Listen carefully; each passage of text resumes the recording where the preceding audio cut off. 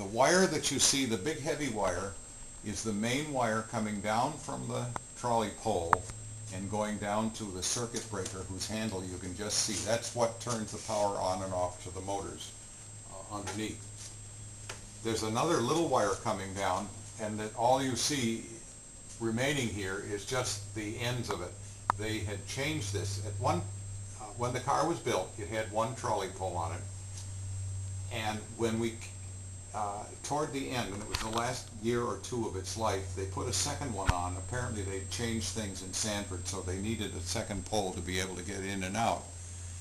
And we have changed it back to one pole, so that meant the wiring was a little different. So there's cut off bits of wire there under the center, and then over to the left is another one, and that one apparently fed the auxiliary circuits, because you can see the other end inside, and it used to go to a fuse box, but now it's just a 6-inch piece of wire which we left there as part of its history.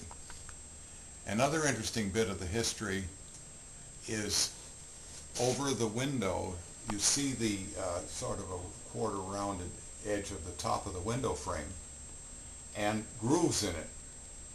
Well, that wood is poplar, which is a fairly soft wood. And when they ran the trolley pole would have been up and out this direction about 10 feet. And there was a rope that went up to it that you could pull the trolley down when you wanted to change and pull it around and go the other direction. They had no trolley catcher, which is like a reel, a fishing reel that would have pulled the rope down. They didn't use them. Instead, they just threw it inside, and when they pulled on it, it rubbed against the top of that window and created those grooves.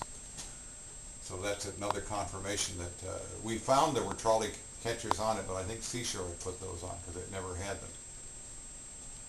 Now, looking at the old paint layers that you see there, and we've left several samples. This one will be fairly well concealed because the bell, which you can still see the framework is here, went there. You see the green, that was a latter-day green.